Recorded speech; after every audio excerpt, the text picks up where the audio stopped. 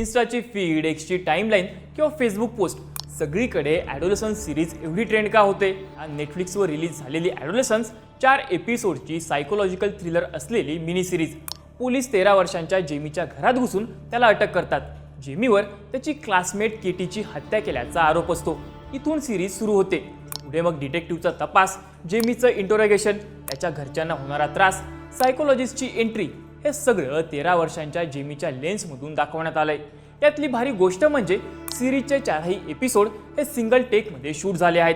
त्यामुळे सिरीज सुरू केल्यापासूनच आपणही या स्टोरीचा पार्ट आहोत अशा झोनमध्ये जातो. टीनेजर्स आणि त्यांचे एक्सपेक्टेशन्स, पॅरेंटिंग, टॉक्सिक मॅस्क्युलिनिटी, इन्सेल कल्चर आणि सोशल मीडियाचा टीनेजर्सवर पडणारा चुकीचा इन्फ्लुएन्स हे सगळं या सिरीजमध्ये दाखवलंय. यूकेमधली वाढती गुन्हेगारी, चाकू कल्चर आणि ऑनलाईन बुलिंगच्या घटना यावर ही सिरीज इन्स्पायर्ड आहे.